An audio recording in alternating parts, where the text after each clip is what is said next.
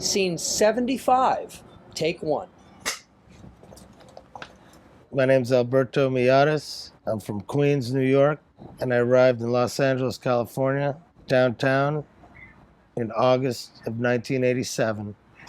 I moved to Hunter Street, which is off Santa Fe, near Olympic, on a dead end with a bunch of people from New York, and we rented a space. It was a raw space that had no walls and just a bathroom and gas, and that was about it. 2 days after we moved in, I asked my neighbor, Keith Greco, where the bars were, and he mentioned Al's Bar and told me where it was. It was kind of hard to find, being a newcomer to the area, but I went there, and that's the first time I ever saw the American Hotel or saw Al's Bar. That was my introduction to the scene. I actually moved here with a band from New York called Fee Fi Fo Fum, and we ended up playing at Al's Bar.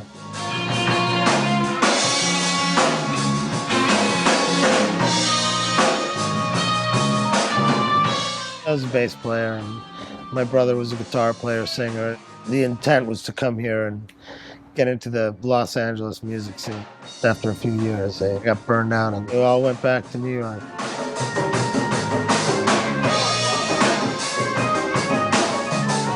Clubhouse was a collective group of people. We had moved from Hunter Street to Bay Street and then to Traction Avenue, which is the clubhouse that most people remember. Now it's Wurstkoosh, which is cool. I kind of enjoy going there. We kind of had a beef with Mark Kreisel and didn't really like him and didn't like the fact that he kind of controlled the whole bar scene there. So we kind of built this alternative place to give him an option from going to Al's and then go to the clubhouse and probably have a better time there. The clubhouse was like walking into the Disneyland of junk. Part of the art direction was to layer the walls so thick with objects that you could never really see the walls. There were things that we found and assembled, rusted metal, and things that we collected, and pretty much things we had in storage, and a lot of found stuff. The streets of LA were very good for us. Joel was a great man that really pushed myself and my friends into keeping it a public place, making it more of an underground bar with a character behind there that, was trusted and was open-minded and knew the people. He could be very selective as to who he trusted, who could be in there, who didn't have to be in there. So Joel was a good asset. The clubhouse went through some transitions towards the end, and that's when Paul Mackley convinced me to utilize the space and do the Wolfskill Theater there. And that's where we built the set for Hot and Throbbing, and we were able to serve our patrons alcohol while they enjoyed a pretty cool theatrical moment. That was kind of a fun time. I was in productions later on when Wolfskill moved to the Spanish Kitchen, and we started doing a play a month for a year. Spurt of Blood and Sam Shepard, the Tennessee's, I don't know, one of those guys. The Gun Booth. It's basically a portable indoor shooting gallery for people that like to blast their weapons indoors safely. Pretty simple concept. I took a Tetris game that had broken, and so I gutted it, and I took a 410 shotgun, and I fixed the gun into the game, mimicking those hunting games and those kind of video games that people play at arcades, except mine was real. And then the target area, I brought a big box full of Bustelo cans, kind of to act as a souvenir or a memory for the people that actually fired it. And then I would sign the can, kind of breaking the law, but having somebody else do it for you. So because shooting a weapon within city limits is against the law, I figure if I didn't do it, somebody else was breaking the law. So it was kind of a collaborative piece where the audience is involved and the artist is involved. And I had a pretty long line at that thing. But people were also encouraged to bring their own items. something personal that they may want to discard or commemorate with a bullet in it, you know, be it a portrait of an ex-girlfriend or in some cases an alarm clock. I remember a ball of hemp, etc. So the audience participating was part of the performance, and then you end up with a little trophy, which I've gone to people's houses and actually seen it. They still have it. For a lot of people, they had never shot a weapon before. So it was their first experience, and in a nice controlled environment. And it was safe and sound, but I think it ended up shutting the gallery down from what I remember. I think the building owner wasn't very happy with our display. Look how beautiful the hotel is now. I don't know why people complain, you know? It's beautiful. Change is good, guys. Change is good. I never lived in the American Hotel, ever. I visited some people. I can't remember the rooms because it's usually pretty fried. But I lived right there. Right where they sell wieners. Mushkuk. Sure. I just used the American Hotel for the shower. After the earthquake and our building was condemned, we didn't have any shower facilities, so I would go over to the hotel with my towel and my shampoo and my soap and stick a bad credit card in the door and try to find an empty shower and just kind of quietly shower until I got kicked out. Usually George, the old man George, was the guy that would rouse me and kind of make me hurry up because he knew that I didn't live there. I was just a grouchy old man, I guess. I really don't know much about him. I'd seen him mopping the floors a few times and telling people to keep it quiet. I always thought he was hiding something, and I guess it was that mattress full of money that he had. I figured he had something, whether it was a corpse or a mattress full of money. That's about all I know about George. But towards the end, you know, we all got along, and I was sad when he finally passed away. You know, he was a good guy. And he kept the place cool. He kept the place clean, and he tried his best to keep the junkies in line. While the Clubhouse was at its peak, there was no place to get coffee around there or any decent coffee. So the space that is now the general store was available. So I approached Mark Greisel and said that, you know, I wanted to rent it and put a coffee shop there. So once the coffee started flowing, started making the neighborhood more chatty. It seemed to kind of put the package together. During the day, in the morning, you can get your coffee and your bagels and sit outside and run into the people and talk about what happened the night before and what was going to happen the next night. And it seemed to work out pretty well for the first 6 months. It was basically a small group of people that are now coming out of their studios from staring at their art all day, and now they have a place to get a beer or a place to get coffee.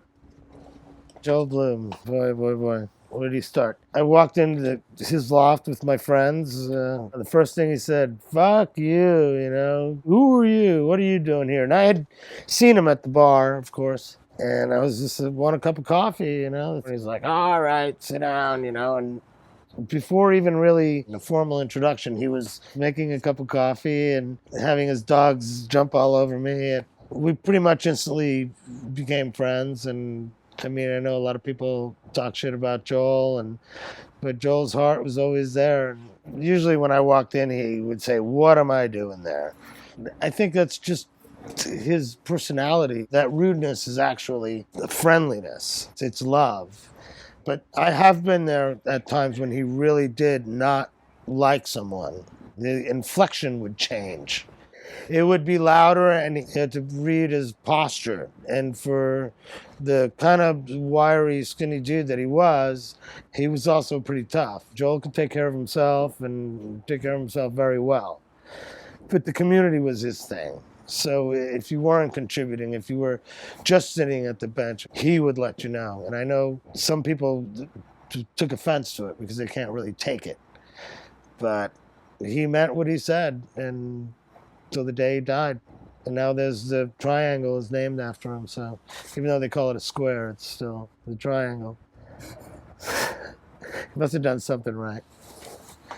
At the time that I was expanding what was happening on Traction, on the triangle, Joel came up to me.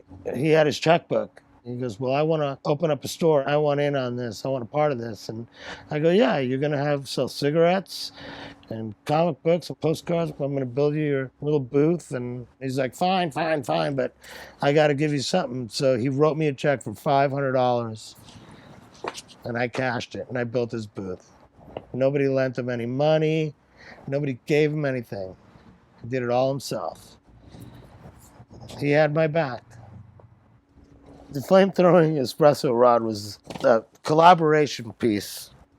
Eric Bolswardick donated an old truck that was no longer going to be utilized on the street. And with a little effort and some welders, we were able to build it so it kind of looked like a fire truck, but the opposite of a fire truck, because it's a truck that starts fires. So it kind of made it look like a hook and ladder.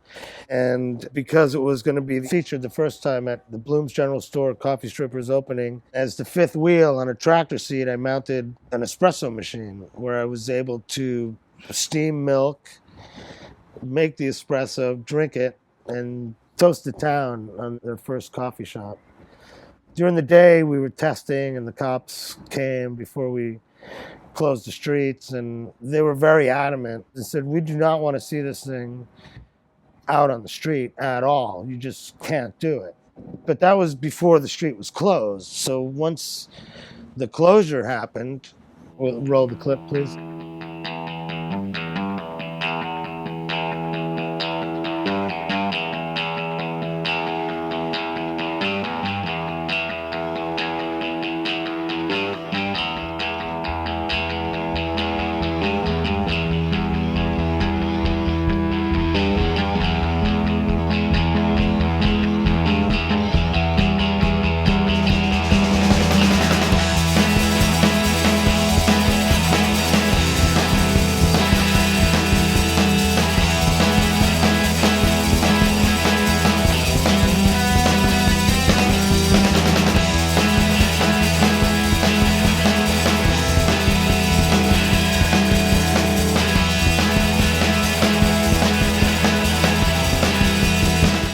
We had a great crowd, and my favorite bands were playing. It was great that it worked out.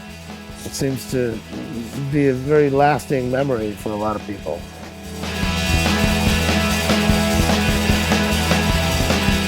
Don was a great friend of mine and a great neighbor, and actually probably one of the best customers that you could ever have. Don always seemed to be, ready to go. I helped him move from the American Hotel. He moved into the 810 building, and his bed was the last thing that he wanted help moving. And he wanted to lay down in it one last time, and there's no bedding, nothing, just the mattress. And I was like, in a hurry, like, come on, we gotta go, you're out of here. And he laid there and he started crying, and I was like, why are you crying? You're just moving into a killer place. You're out of this hotel. And he looked and he said to me, this is the last time in my life that I'm gonna move. I don't want to leave here.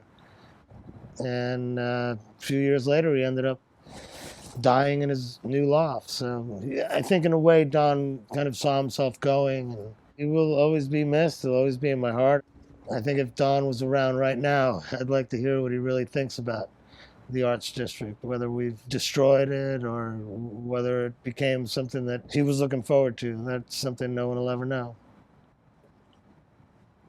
The change happened very quickly. Unfortunately for, the artists, which I don't know how many are left in the Arts District, but I believe that after Joel passed, the businesses took over, as opposed to what a lot of people were expecting. Like, okay, how many galleries can you have in a row? You could have plenty of galleries in a row.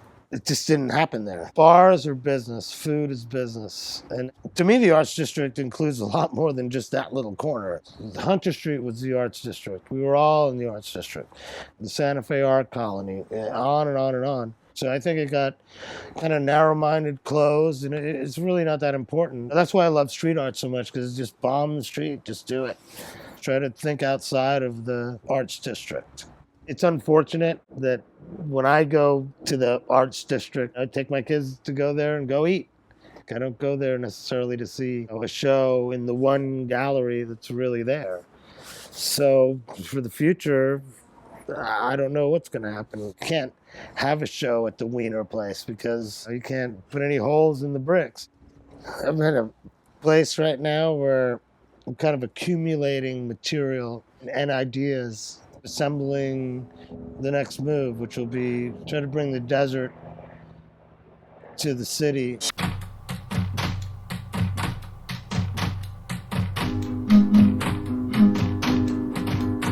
I'm getting a lot of inspiration there looking at rocks and Joshua trees. We'll be seeing something that looks like Joshua trees out of metal pretty soon. People really took care of each other. I ended up crashing and burning, and Alberto came to my house and made me feel safe. When I first moved to the Arts District in my life, I was going through a big transition. I'd quit taking drugs, and it seemed like when I moved into a really troubled area. Maybe I was, not that I'm sober, but maybe I was kind of a sober soul or a sober place where I could notice that just one little thing you could do that'll completely change your life. In my life, I was told once that if you could help one person in the world, then that's enough. Anybody that was at that point, where they don't know whether to choose to stop or go or jump off a building, better to be alive, like my father always told me. The best way to get through this world is to outlive them all. And that takes a lot. It takes a lot of what's inside of you. And sometimes people don't see what's inside of them. They just try to cloud it or hide it, or they're afraid to express their feelings, what hurts them, what they're trying to cover up. I've been in the same place, so maybe I learned from someone and kind of try to pass that on. Cut.